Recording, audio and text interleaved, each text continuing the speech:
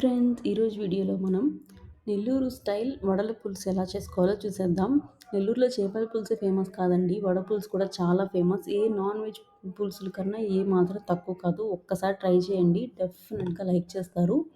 దీనికోసం ముందుగా మనం శనగపప్పుని తీసుకొని బాగా వాష్ చేసుకొని నానబెట్టుకోవాలి. నానబెట్టుకున్న శనగపప్పుని కొద్దిగా కోర్స్గా బ్లెండ్ చేసుకొని సాల్ట్, అల్లం, అలాగే కొద్దిగా జీలకర్ర వేసుకొని బాగా బ్లెండ్ చేసుకోవాలి. మరీ మెత్తగా కాకుండా కొంచెం బరగ్గా మనం బ్లెండ్ చేసుకొని ఒక బౌల్లోకి తీసుకొని సన్నగా చాప్ చేసిన ఆనియన్స్ని కూడా అందులో వేసుకొని బాగా కలుపుకోవాలి. ఈ కలుపుకున్న మిశ్రమాన్ని మొత్తాన్ని చిన్న చిన్న వడల్లాగా చేసుకొని మనం ఆయిల్‌లో డీప్ ఫ్రై చేసుకోవాలి. చూసారు కదా, పెద్ద పెద్దవి అయితే వడలు మునిగినప్పుడు అంత టేస్టీగా ఉండవు. మీడియం సైజులో వేసుకోవాలి. వేసుకొని బాగా ఫ్రై చేసుకోవాలి. చూసారు కదా, ఇలా బాగా ఫ్రై అయ్యి గోల్డెన్ బ్రౌన్ కలర్లో వచ్చిన వెంటనే తీసి పక్కన పెట్టేసుకోవాలి.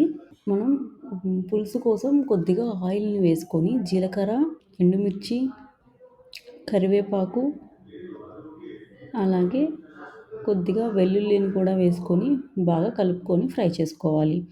ఇదంతా కొద్దిగా ఫ్రై అయిన తర్వాత మనం మిర్చిని కూడా వేసుకొని ఫ్రై చేసుకుంటాము. మిర్చి బాగా ఫ్రై అయిన తర్వాత ఆనియన్స్ని కూడా ఇందులోకి యాడ్ చేసుకోవాలి. సన్నగా చాప్ చేసిన ఆనియన్స్ని అందులోకి వేసుకొని బాగా కలుపుకోవాలి. కొద్దిగా సాల్ట్ని వేసుకొని ఆనియన్స్ అన్ని బాగా మగ్గి కలర్ చేంజ్ అయ్యే వరకు బాగా ఫ్రై చేసుకోవాలి. ఆనియన్స్ ఫ్రై అయిన తర్వాత మీడియం సైజ్ టమాటోస్ని ఒక 2 టమాటోస్ని తీసుకున్నాను. అవి కూడా సన్నగా చాప్ చేసుకొని ఇందులోకి వేసుకొని కొద్దిగా బాగా మగ్గనివ్వాలి. టమాటా బాగా మెత్తపడే వరకు బాగా కలబెట్టుకుంటూ ఫ్రై చేసుకోవాలి. ఇందులో కొద్దిగా పసుపు, గరం మసాలా, కారం కూడా యాడ్ చేసుకోవాలి. ఇవన్నీ యాడ్ చేసుకొని మసాలాలన్నీ మాడకుండా మంటని మీడియం ఫ్లేమ్లో పెట్టుకొని కలబెట్టుకుంటూ ఫ్రై చేసుకోవాలి. మంటని హైలో పెట్టాలంటే మసాలాలన్నీ మాడిపోతాయి. చూసారు కదా, బాగా ఫ్రై అయిపోయింది.